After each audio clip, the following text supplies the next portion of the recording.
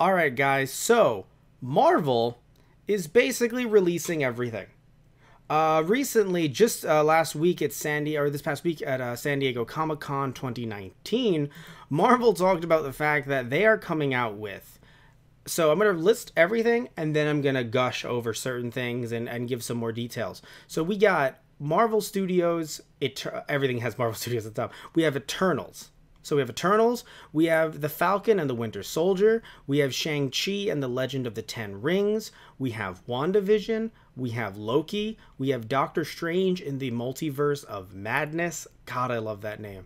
We have What If, we have Hawkeye, we have Thor, Love and Thunder, we have Black Widow, and we have Blade, which I'm really going to get into a little bit later on. So, before we get to that, again, let's just break down some of the some of the details. So, when it comes to Eternals, this is not a show.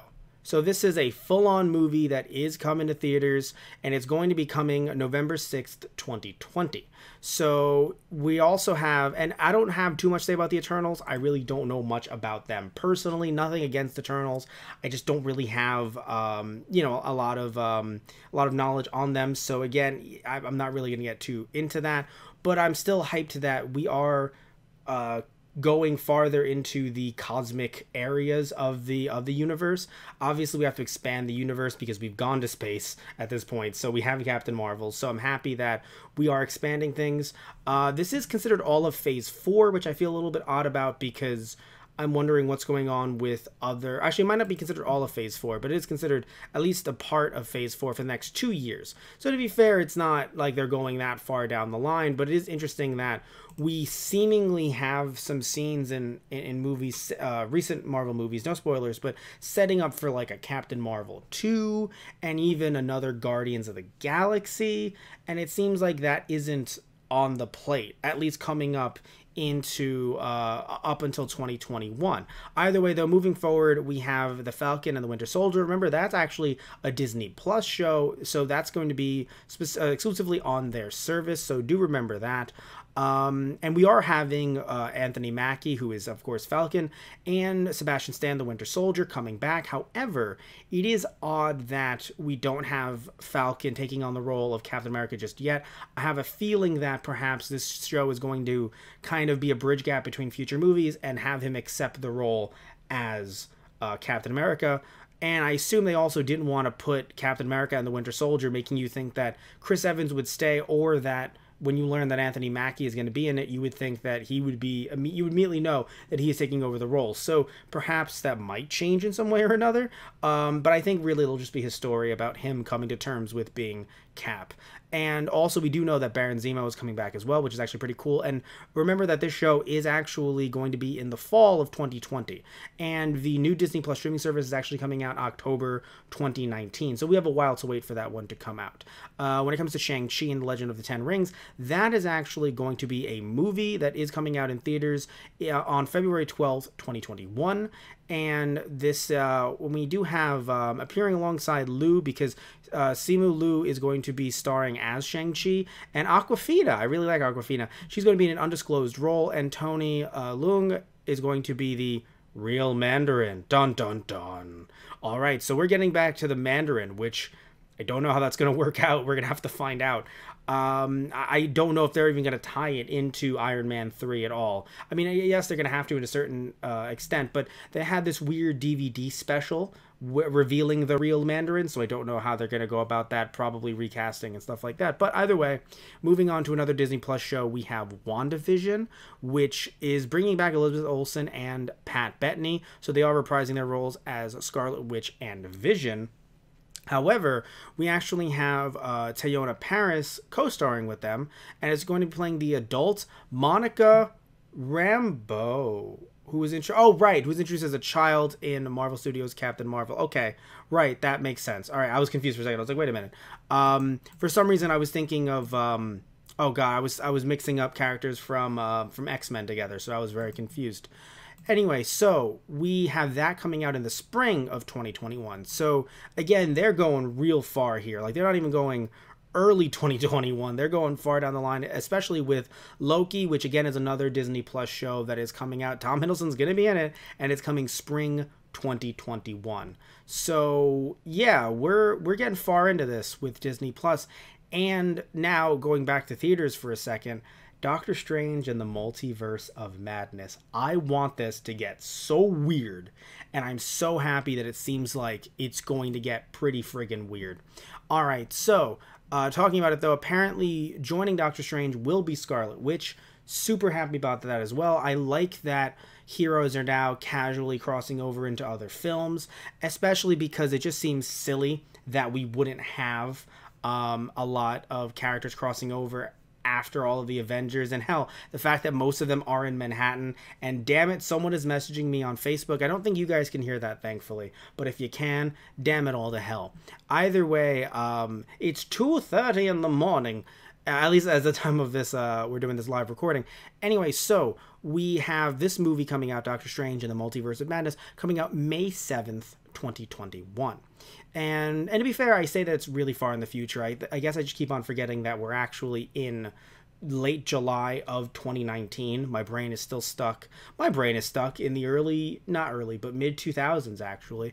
It leaves occasionally, but it's pretty much stuck in there. Now, jumping back to Disney Plus for a second, we actually have an animated show that was announced called What If? And this is going to be looking at different scenarios, different stories through the eyes of the Watcher, which will be voiced over by Jeffrey Wright. And so he will be looking at all of these different realities and what could happen with these characters and with these actors. And it's great because not only do we have apparently every single actor from the MCU, at least so far it says that many actors will, I don't think they're going to replace that many, or they'll try to work around it if they can, but they're going to be reprising their roles as voice talent. But again, because I mentioned earlier that it was animated, you can go in so many different places and do so many different things that the movies just couldn't, especially at the time. So you could look at a Civil War. What would happen if the X-Men were involved in the Civil War? What would happen if, Marvel Zombies existed? Which is funny because some people have looked at the picture for the What If, the logo, and they've seen like a zombie Captain America somewhere in there. So I'm wondering if perhaps they're going to go Marvel Zombies as well. I like Marvel Zombies, especially if Disney can work out something with, is it Paramount, I believe, and they could potentially get the rights to have Ash appear in it. That would be really cool because again, it's all voiceover work, so it's still work obviously, but age is irrelevant here.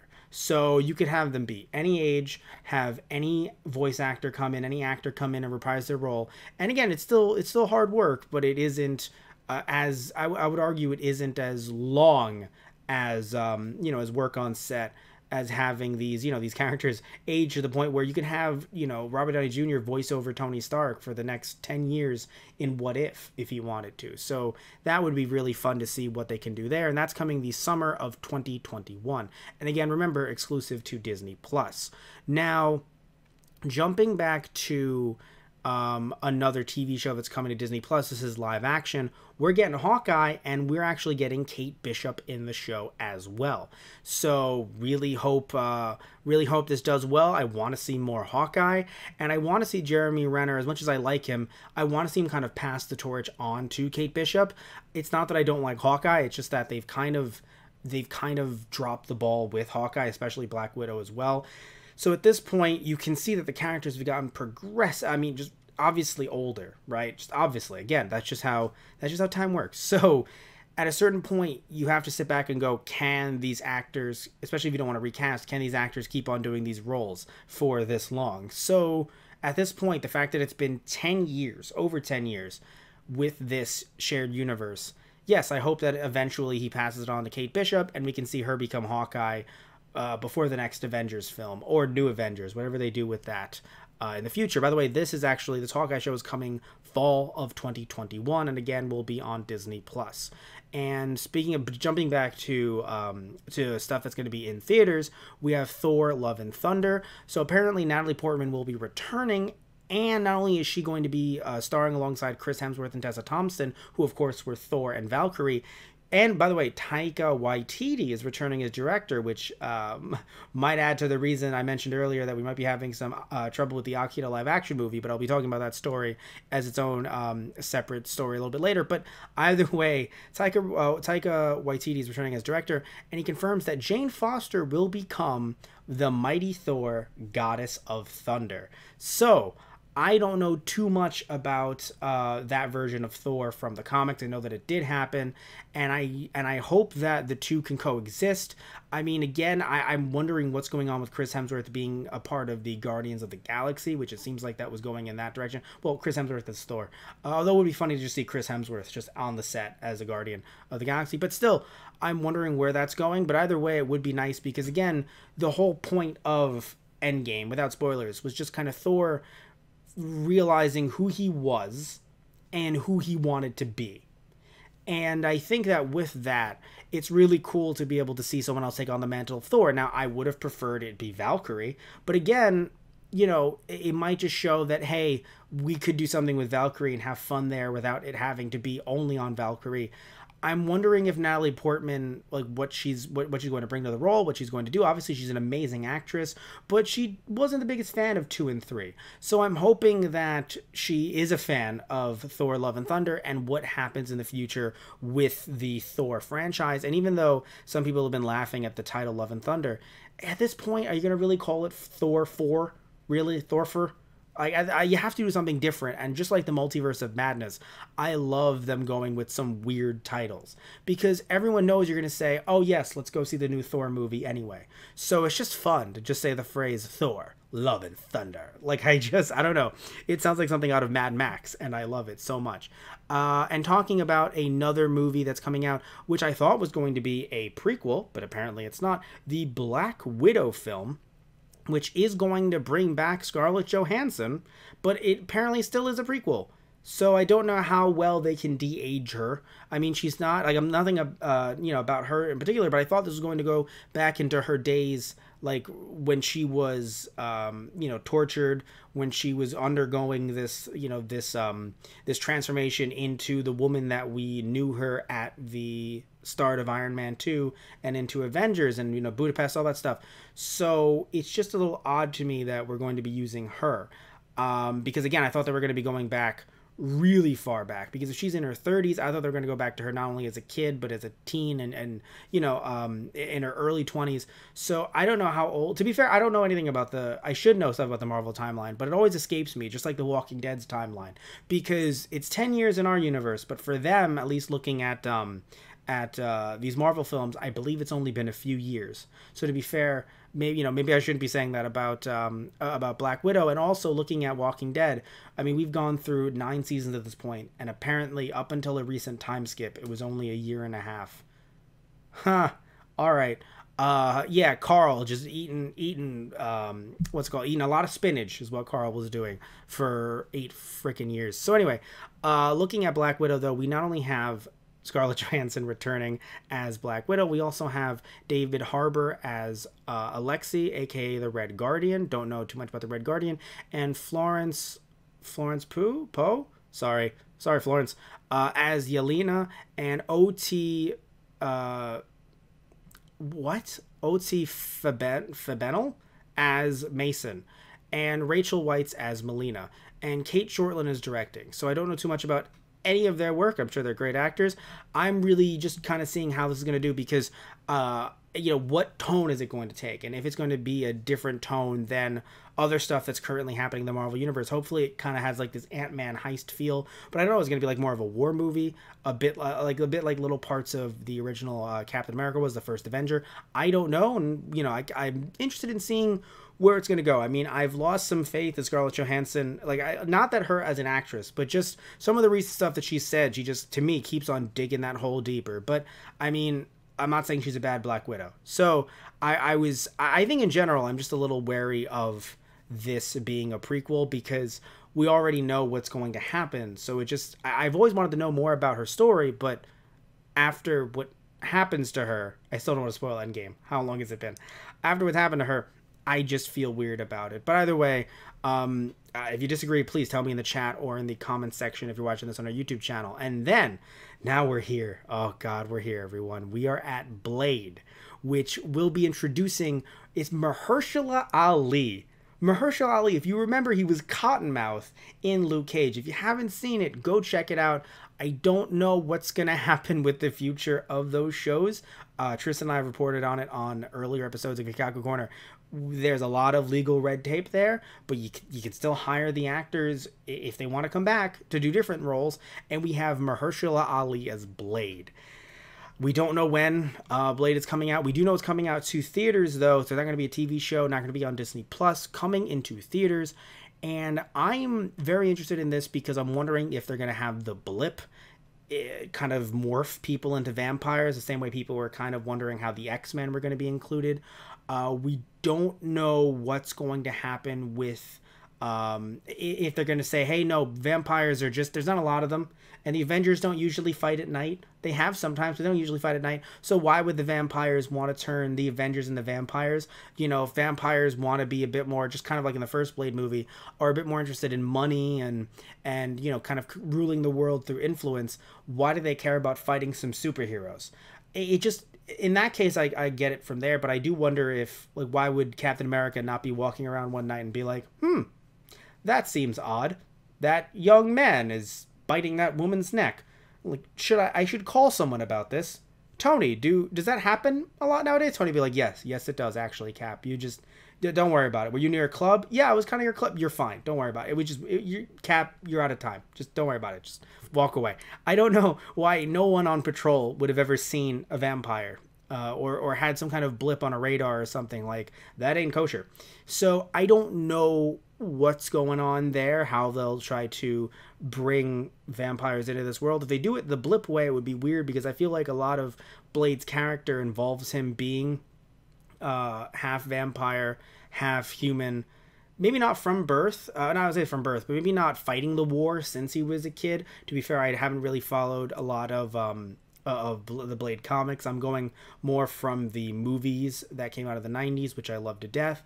I have read some Blade, but not enough. I know that there's a current vampire civil war thing going on in the comics right now, so I'm wondering if that might tie into this somehow. Not word for word, because we know how Civil War went, but in some way or another, if it's going to tie in together.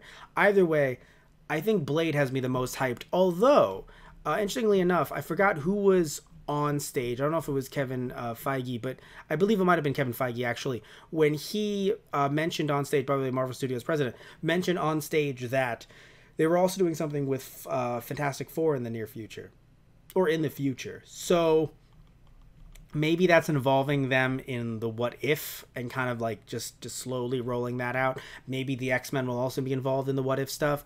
Either way, interesting that, and I'm kind of happy that other than a few things here and there, like Shang-Chi and Eternals, they're not really adding a lot of quote-unquote new stuff in terms of brand new characters. They're still trying to make sure that the characters that exist already are being looked after, and of course Blade too, but still we don't know too much about Blade. That could be coming out 2023 for all we know, 2022.